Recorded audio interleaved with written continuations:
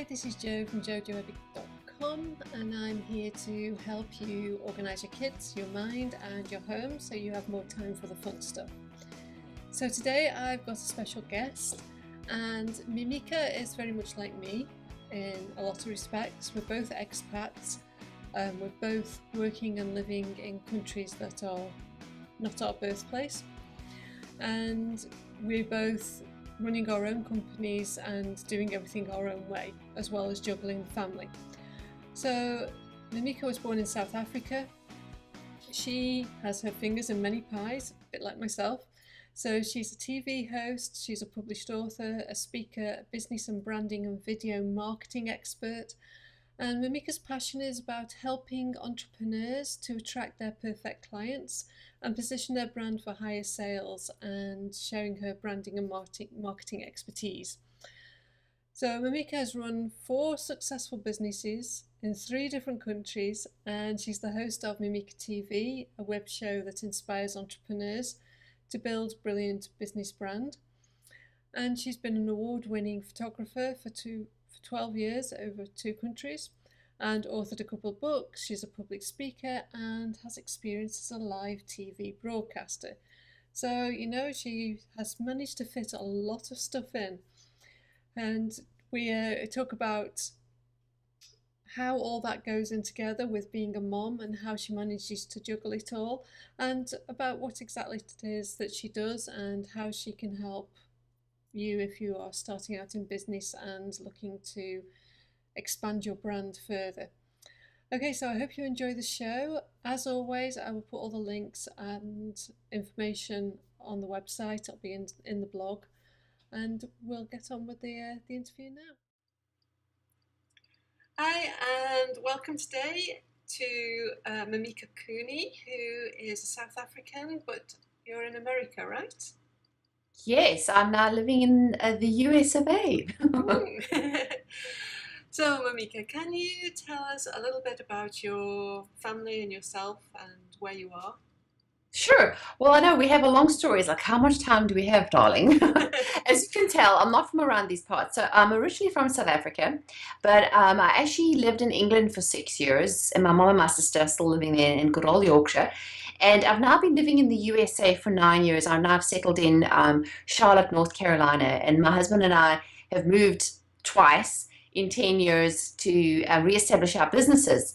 So I've soon become known as the queen of brand makeovers because I've had so many makeover moments. I call them my Madonna moments. Every time I'm like, change, my area or my business, or redo my business, or, decide on a new business model, it's always been the process of doing a makeover. So for me, that's what I love to focus and help and teach other entrepreneurs, especially women who are in the same situation, is how do you adapt? How do you create a business out of something you love? Or how do you find that business model that's going to provide the lifestyle that you're really looking for? Okay, so can you tell us a bit about your family? How many kids do you have? Yes, well, we have, as I mentioned earlier, we've had a very roundabout trip. So my husband and I was childhood sweethearts. We met and married in South Africa, and my eldest was 2 when we moved to the UK, and then I had my second child in the UK. And then after living there for 6 years, we moved to the US, and I thought I was done. But obviously God had other plans, and we had a third one. So at the moment they are 16, 14 and 5. My youngest has just started school, and I finally have my days back. I can get stuff done. It's amazing. Makes a huge difference when they get into school, doesn't it? It does. And I mean, the last 5 years have been, like, how much can I get done in 3 hours a day? Always feeling, and I'm sure a lot of moms would agree that it's this constant working mother's guilt. Like when you're working, you're feeling guilty you're not with the kids, and when you're with the kids, you're feeling frustrated that you're not getting enough work done, or you feel like there's more things you could be doing other than, chief cook and bottle washer and just keeping the house going. But at the end of the day, there is a way to carve out that time for yourself. And I've realized, I don't faff about. If I'm going to get something done, I get right to it. Like if I go to the shops and I'm going shopping for something, I don't browse. I'm like, okay, get it in, get it done, get it out. Like really get as much done. And I think it's that saying I've heard before is if you want something done, ask a working mom or a busy mom because she will get it done.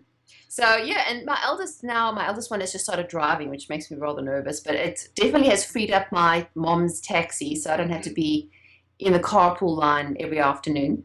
But yeah, I mean, any kind of situation, and my life and my business my business has always been around my lifestyle. Like I've always designed my business models around the kids. They've always come first. When the kids were babies, I worked around that. During nap time, getting as much time in as possible. And I've always adapted as the needs change. So, like, going back from South Africa, my husband and I started a business in '98 when the start of the internet came out, and we knew this was going to be big. And I've always been involved in the arts and love this sort of artistic side. And at the time when I was in school, my last year of school was the year that Mandela came into power, into government, and there really was at the stage, it was almost a state of civil war. We were just almost on the brink, and that feeling of there's no hope to be able to do anything. So for me, I decided I wasn't going to go to college because I didn't feel like there were options for what I wanted to do. So I went straight into working. And I've just really always wanted to constantly learn from others, figure out how they've done things. And it helps that my dad, who's Greek, has been a serial entrepreneur my whole life. That I grew up with business at home. I remember being 4 years old and answering the phone, Mimika Construction, good day. So my dad had named his construction company after me. So for me, it's always just been entrepreneurial lifestyle is what I'm used to. Besides that, I don't make a very good employee. I don't take instruction very well. I like to give the instructions.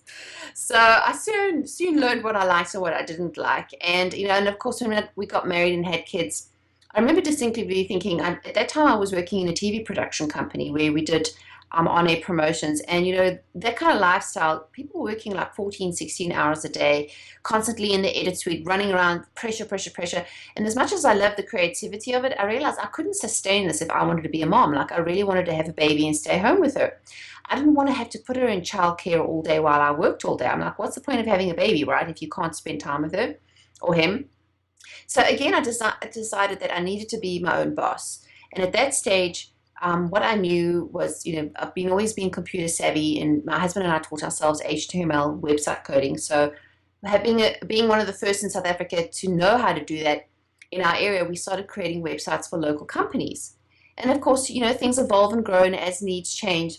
And then eventually after a couple of years, and at the same time, this has all been working at home. So, breastfeed the baby, go do some work, sometimes breastfeed the baby and do work at the same time. You get very used to being a multitasker. Yeah.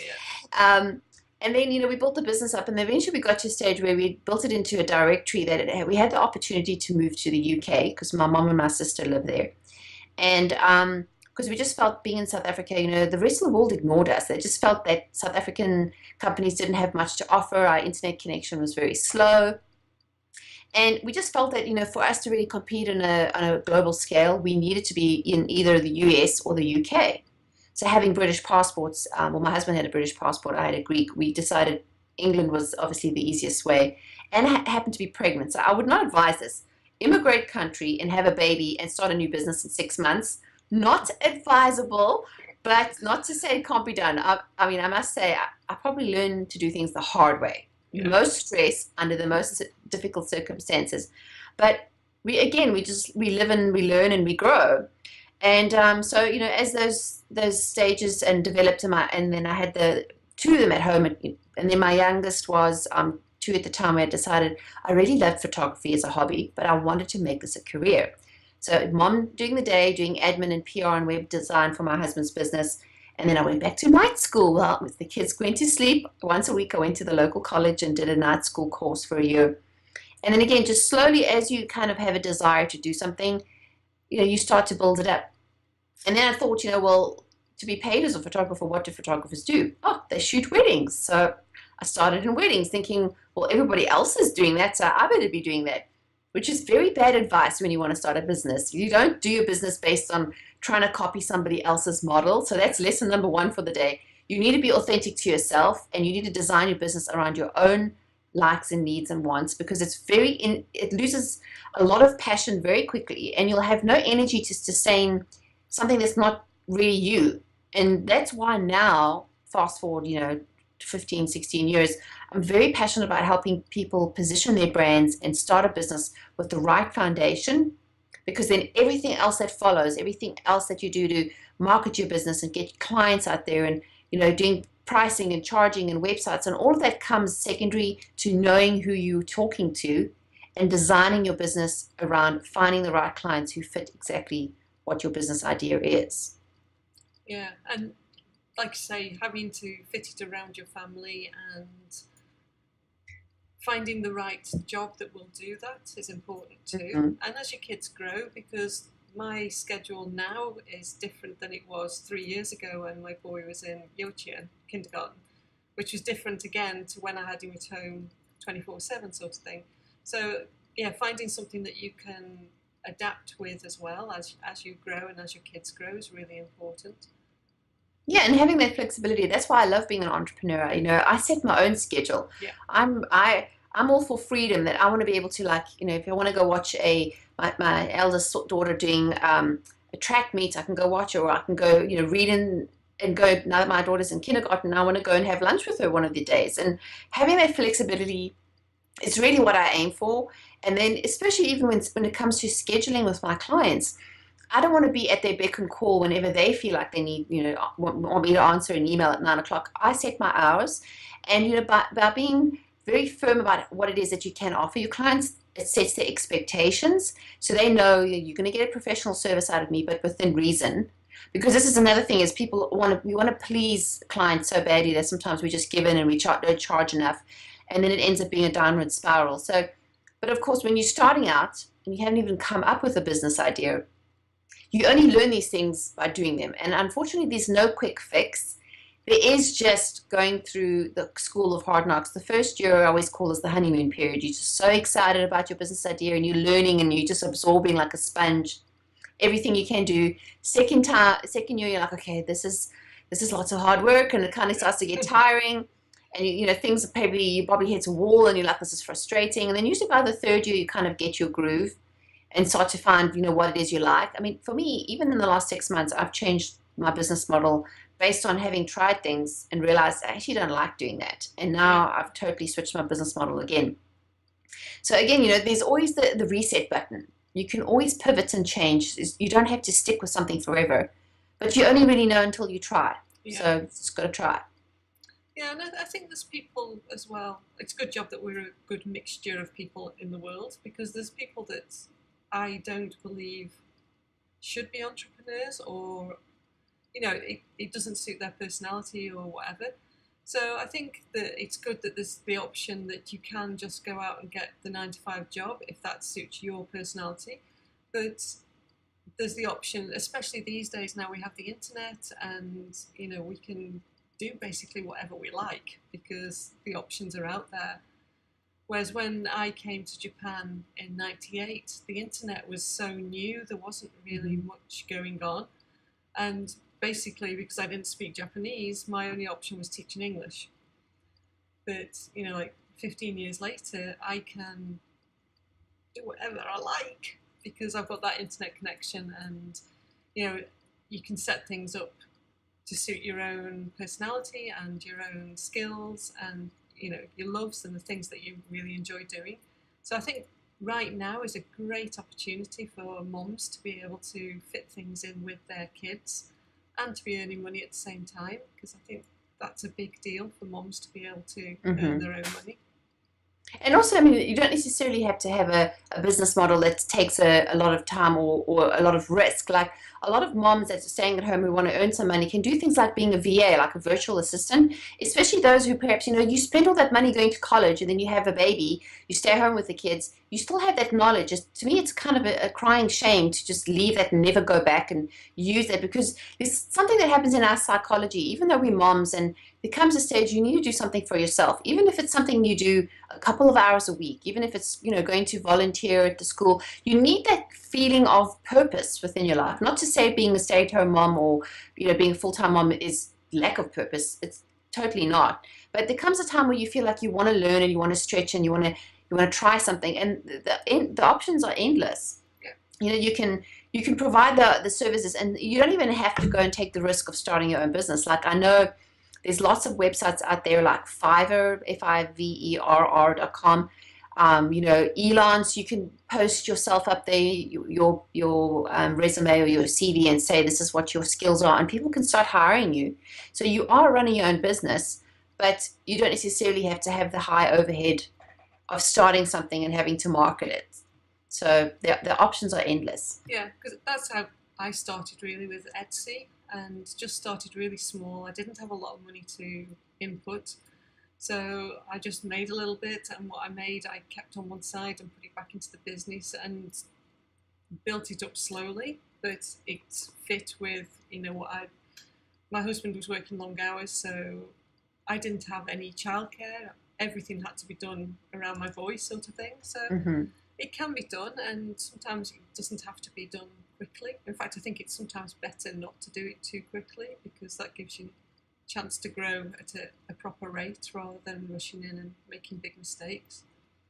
But then again, making a mistake is not a problem. I'm have the sort of the fear faith is what I call it. Is because I really think that, you know, it's like I always liken it back to my days of growing up. I did horse riding and dancing, and both my trainer and my teacher were like, if you fall off the horse, you just get right back on.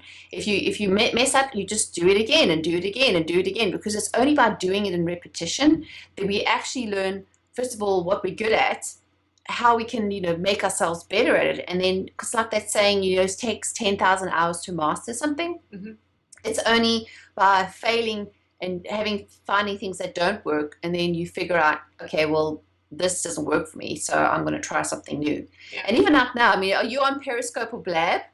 Because those are my newest addictions, I tell you. Live video streaming, it's just totally awesome. You can connect with people in real time. You can pop onto conversations. You can, even if you don't want to put yourself on camera, you can take part in conversations and really learn. I mean, the amount of knowledge that's being given out there for free, most people would charge high money for the info you can get out there. It's really at your fingertips. So it's just a matter of making the decision to try it and to see what you like. I've just started dabbling with Periscope. It's a bit addictive. Yeah, in Japan they've got a great saying that's fall down 7 times, get up 8. Yes, that's a good one. A good one. I like that one. So you've talked about how you've kind of got to where you are. What is it specifically that you do now? Yeah, well, going back to the story of being in England, once I'd started my photography business, I'd done that for about 5 years before we moved over. And then when I came to America, I decided I had a chance to be able to completely start the business again. And all the mistakes I'd learned in England, you know, I figured them out. But of course, there's always a learning curve. So fast forward 9 years, eventually I found a lot of people started coming to me and wanting to know how I do things, and, you know, how do you market your business? How do you find clients? How do you do this? How do you do that? So now what I've done is I've also changed my business model that I no longer do photography full time, but I now teach people how to start businesses in terms of brand positioning and marketing. Like, I do a lot of marketing automation and coaching. So if someone has a business, and say for instance, like one of the coaches I worked with today, he's been working with clients, but he's working like doing 10 discovery calls a day. And we want to figure out a way of how to streamline his work so he doesn't have to spend so much time on the phone. And what I do is, especially with my video background, and this is something for the audience, if you are scared about using video, you need to come and check out my course at confidentvideo.com. And I actually have a 3-part video series that's for free that you can get when you sign up. And I go over things like lighting, sound, and other topics that, you know, it's really not that hard to do. But I really believe that leveraging video is really going to help you catapult your business and position yourself better to stand out amongst the competition. So now that's really what my passion is. I run a branding and marketing agency. So I work with clients to help them work out their marketing, and I do coaching too. So yeah, it's exciting stuff. Everything's come full circle. Everything that I've learned now I can pass the baton on and teach other people. Yeah, that's cool. So I had a question and it's gone.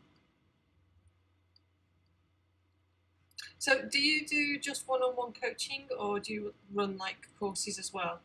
I primarily do courses. So like, for instance, confidentvideo.com is one of my courses where, you know, we're doing a launch coming up soon, and you can then go through the program yourself. And then I have my signature course that I'm known for, is called Brand Story Marketing, which is precisely the sort of the process that I do with my private one-on-one clients, is that how I help them establish their brands, fix their marketing, is what I usually would do one-on-one, but I've put it in an 8-week bootcamp course, and that launches in January. And also, I have a free Facebook group of the same name, Brand Story Marketing. So you're welcome to join that too if you want to. We have almost 1,400 members, and it's a very engaged, supportive community of business-minded, entrepreneurial men and females that are really looking for ways of finding clients, leveraging marketing, and hearing what the best ways is to to get their business ahead. So those are really primarily what I'm known for. And then I do one-on-one coaching as well in between the consulting. So it just depends on availability, how I actually work with it. But most people who get the most success for me, those who've really established a business, or at least who've been in business a couple of years and maybe find they aren't getting enough traction. You kind of like at that stage where you've tried the free, you've tried this, and you're like, why is this not working? And I can't seem to get it to the next level. That's when you need to call me. Then I can help you really up level your business to take it to the next level. So if there's somebody who is at that stage, have you got any good tips that you could give them that they could start working on now, sort of thing? Yeah, well, as I said, I know I harp on this a lot, but understanding your branding it's like looking at it, picturing building a house. You can't put the roof on until you have the foundations, and your branding is your foundations, which is number one, knowing who your client is. If you don't know who your client is down to the nuts and bolts of who she is, where she shops, what she likes to wear, what her favorite TV programs are, what her triggers are, what are her hot buttons, what are her needs, what are her pains, then you can't position your business to provide a service, because gone are the days where build it and they'll come. That doesn't work anymore. You need to really find what people are asking for. And I've learned this the hard way as well with a lot of the courses. I think I put things in courses and I think, oh, people are going to love to know this. And sometimes they ask me questions or want content that maybe I never thought about.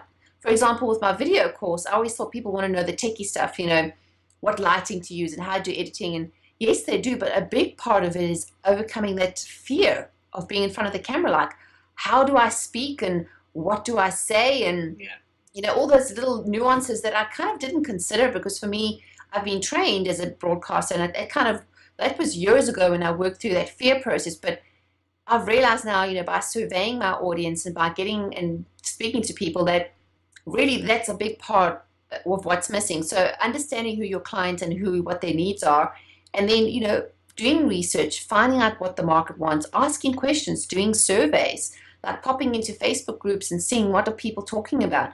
That's a really great way to be able to do your own market research. And then once you know who your client avatar is, then you can then provide the service based on what their needs are, which is, putting the walls up. And then once you've got that set, then you can do marketing and start blowing the news and the roof off everything and telling everybody what it is you do. And that's when marketing and promotion come into play. So there is a process, and you have to build the house from the ground up. So start with that first. Yeah. I think the going into Facebook groups for me is a great way to find content and find what it is that people are struggling with, looking at the questions people are asking, especially if they're focused groups that are, for example, I run a Montessori course. So being members of a couple of Montessori groups, I can see the questions that are coming up on a regular basis. And I know that they're problems that need to be addressed, and then, I can add that into the content or whatever. Mm-hmm. That's a really useful tip from my perspective on how to find the right people and fix their problems.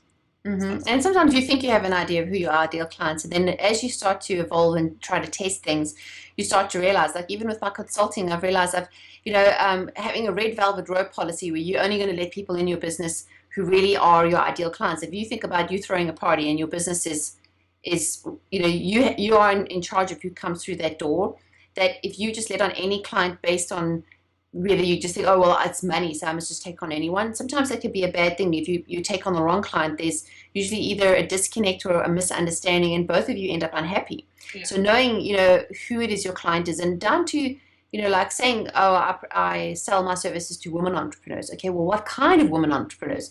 Well, you need to think, okay, she's between 30 and 45. She's already got kids who've just gone back to school. She's out of that baby stage. She's now wanting to do something for herself. She wants to create a business model where she can have financial freedom, working around her own hours. She likes to go to the gym 3 times a week. She likes to watch Oprah. She likes to read all, health and fitness magazine. She's into, yoga and health and eating organically. That's very Pacific as opposed to it's a woman and she runs a business, right? Yeah. So the more Pacific you can get, the more you can hone into who your audience and your ideal customer is. It's like you're creating a dog whistle. Your business will then speak to her, and only those kind of clients will actually respond because they are your perfect clients. Yeah. And then, of course, when you're writing your copy, you're going to be talking to them, or they feel like you're talking to them, and you're more likely to get the right people in the door, kind of thing. Yes, definitely. Yeah. So going back to being a mom and a business owner, what have you found has been the most difficult thing to deal with? Oh, well, it's the whole time thing, right? Juggling plates and different hats is always feeling like, I always say to my husband, yeah, you're lucky you get to go to work and focus on one thing all day and then you come back and relax, where it feels like, and of course working from home isn't ideal either, because I walk from my office area to the kitchen and there's this pile of laundry everywhere, and it's like, I've had to come to peace about the fact that nothing's ever going to be perfect. Yeah. And being a perfectionist in nature, it's hard, but I've had to let it go and realize not to sweat the small stuff, that even though it might not be perfect today, not having unrealistic expectations, like there's no ways I'm going to get 10 things done in a day, but if I can get 2, then hooray, it's a successful day. Yeah.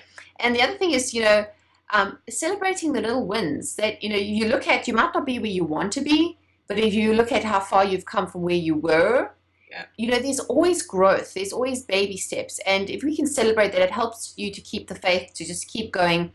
Because, I'm not going to lie, being a business owner and an entrepreneur is not easy. It probably is easier just to go and get a 9-to-5 job where you go to work, you do your thing, you come home and you don't have to worry. Being an entrepreneur, you are thinking about your business 24/7. It's like another baby. You constantly have to nurture it. And just like when we have a baby, our businesses, when it's young, need more feeding, they need more nurturing. And as they grow and get a little better, then they start to be more independent. But you just have to realize that it's never going to be perfect. And as long as you can just decide, well, this is good enough for today, and tomorrow we'll start again, I think that'll help you keep positive. Yeah, that's great advice. And yeah, working at home can be a real distraction. I know once I sit down, it doesn't matter what's going on, because that's my kitchen. It's one big room here. If the dishes are not done, they're not done, because I've got work to do. But I think that takes a lot of kind of perseverance and to actually sit and do that. It's easy to get distracted and think, oh, look, I haven't done that, or I need to do that, or there's dust on the window ledge or whatever. And I think for me as well, I use what I call time chunking. Is like even in my diary, I have to schedule time with myself. If I don't schedule time to go to the gym, it doesn't happen. Yeah. And I have to realize, okay, between this time and this time, all I'm focusing on is either client work or like today I had a very busy day. I had like 5 interviews back to back, and I know it's like crazy, but for me, I'd rather be in that thought process for today. Tomorrow I have to do the fun stuff like taxes and the thinking stuff, because I find it when you're constantly, and that's what was hard when my little one was at home, is the constant break in concentration where you can't finish and focus on a task. Yeah. So sometimes I have to break it down into smaller tasks and say, okay, just do this one little thing, and then you can pick it up tomorrow, or just do, and then focus on that. Like, for instance, if you're doing the same thing for a few clients, do that all on the same day and chunk each day, like writing on one day, administration on another day, marketing on another day. That way then you won't get sucked into the likes of Facebook and be wasting hours on end, watching and reading other people's posts. You kind of got to say, okay, I'll go in for an hour, then I've got to close it down, then I've got to do work, and then I can go check email again, after lunch.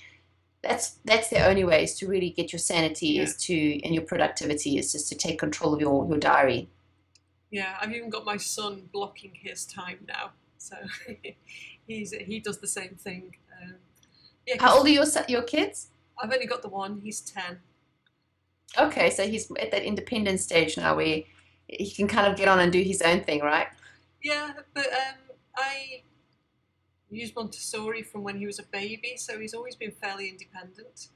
So even in the holidays, say when the schedule changes and things, I'd put up the schedule, my schedule, and say, look, I've got to work at this time. And I use Google's calendar, and it's all blocked off. So I said, right, this is my work time, this is your play time by yourself.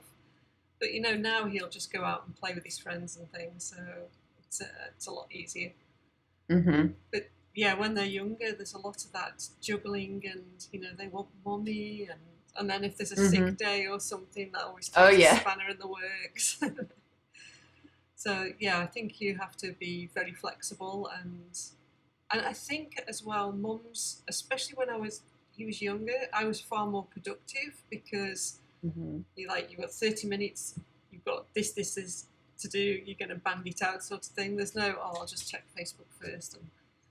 And yes, you just need to keep disciplined. Yeah, it takes a lot of discipline, but you know that you've got to get it done, so you do. So I think maybe it's an advantage having little ones at home because it does make I don't know. Well, I mean, it's the whole guilt of, but I have to even say, okay, now I'm going to spend uninterrupted time with my daughter. Like on Monday was a holiday here in the US, and I had to get some stuff done. I said, okay, once I have this proposal done, then we're going to go. So we were able to go to skating, but then I knew when I was at skating, my work was done for the day, so I could relax, because I hate that feeling of you just know there's these loose ends. But at the same time, you have to realize that you have to be realistic that not everything's going to get done. As long as you have that one thing that you can get done for the day, then say, okay, then try, because that's the other thing is, I might be here in body, but my mind is somewhere else. I'm constantly fighting that, like, okay, just be in the moment, just be in the moment. So that is the hardest journey.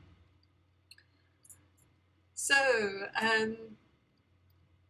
what else did we miss? Oh, it's self-care rituals. So you said about going to the gym. Do you have any other rituals? Well, I'm kind of bad with that. I'm always like putting myself at the end of the list, which is terrible, I know, but now that I have more time that my daughter's in kindergarten, I'm hoping to be able to like say, okay, Fridays I don't want to do any work. I want to be able to go to the gym and then meet with friends at coffee. Like several of them keep asking me, we've got to get together. And for me, anytime I can nap, I am excited. Just me and my eyelids are like lying horizontal is just great with music and just to relax. And I do go for a massage once a month, but I'm really now at a new phase where I want to start a new routine, and like now I'm getting up early. I really want to do things like go for a walk in the morning and be able to do things like that. So, but yeah, it's just a continual adjustment to wherever I'm at, depending on what's going on. Like right now, my husband's overseas, so I have to kind of be mom and dad, and there's not much time for me to do anything else. So, but yeah, it's a work in progress. So, what's your favorite way to chill out? If you've got a free hour to do what you like, what is it? Well, I love reading and I love listening to music. So, I mean, I can just put my earphones in and lie in the bed and just listen to whether it's classical and also listening to podcasts and audiobooks. I love to do that too, just being able to just sit and, just chill out and listen to that. So, yeah, those are my favorites. Yeah, I like to get outside. I think because I work here as well, that like this week we've had the typhoons coming, so it's just been constant rain. I haven't been able to step out the door, so when we finish today, I'm out of here. So, where do you see yourself in the next 12 months? What have you got? Well, now that I have a new work schedule, I can actually get more work done. I'm actually, I've got these 2 courses to launch, so I'm hoping that within the next 12 months, I'll have those under my belt and be able to, increase revenues with my business and, give myself more of a financial freedom. And so it's less tight about worrying about the time that I have. So now I can sort of double up on that. And next year is a big birthday for me. It's my 40th. So I really want to be in Europe. So I have a goal to spend at least 4 weeks in Europe with my family. My mom and my sister live in England, and so I have to do that. And I find if I have a goal that I can work towards, you can break it down. So if that's a 9 months away, I can then say, okay, for the next 9 months, what do I need to do month to month? So, and then even break it down week to week. So that way I can kind of keep myself motivated to keep going. So that's what it is, really just growing my business and getting it to the next level. And partying in Europe. Yeah. Well, yeah, that'll be for a short time, but yeah, definitely making that a goal, a priority. Mm-hmm. Okay, last question. Who or what inspires you? Well, I am a woman of faith, so I do, have a close relationship with the Lord, and I do love to be able to read like motivational books and just to have positive impacts in terms of, the things that I read and the things that I look at. And I'm just, always. I'm always learning. Like I love to learn from other people, and I'm really into personal development stuff too. Like, I don't know if you've heard of Hal Elrod of the Miracle Morning. He has a book out. That's why I also need to readjust my morning schedule, and just really just looking at what other people have done and kind of like thinking, okay, well, how can I use those techniques in really being better tomorrow than I am today, and just being a good role model for my kids. So that's the aim, right? Yeah. Okay, well, thank you for coming on. It's been great talking to you. And I'll include all your links under the video. Or if you're listening to the podcast, you can click through to the site and I'll link it all up there. So can you go through just one more time where people can find you and where they can Yes, find you sure. Well, the best place to find me is really on my website, which is mimikacooney.com, as in MIMIKACOONEY.com, like George Clooney without the L. And I have a three-part free branding series video called How to Design Your Business Brand, which is something I'm sure all your audience would love. It'll take you through 3 stages to think about. And as I say, I'm doing, once you're on my email list, I'll be sending you updates about all the courses and then feel free to join my Facebook group, which is Brand Story Marketing, if you search for Facebook. And as I said, that is definitely, I'm in there all the time, joining in the conversation, sending in, like today we were updating things about what's happening in Periscope, and I do my own show is called Mimika TV, which is also a video podcast, and I've actually started hosting it on Blab, so you get a chance to take part in the conversation. And my show also goes on to YouTube and iTunes, so you definitely just look for Mimika TV on iTunes and you can follow me along there. Great. Well, thank you again for coming. It's been great talking to you and finding out all about how you run your business and everything. It was a pleasure. Thanks for having me. Well, I hope you enjoyed that interview as much as I did. You can find all the links and anything we talked about over at jojoebby.com, and everything will be in the blog section, so just pop over there to find the video and the links. You can also subscribe to Mums That Rock on iTunes and on YouTube. You'll find me on both places, and on Stitcher. I'm all over the place. If you're ever trying to find me anywhere, if you put in Jojo Ebby, that's JOJOEBI, I'll pop up. So if I'm on that kind of social media platform, I use that name and you'll be able to find me.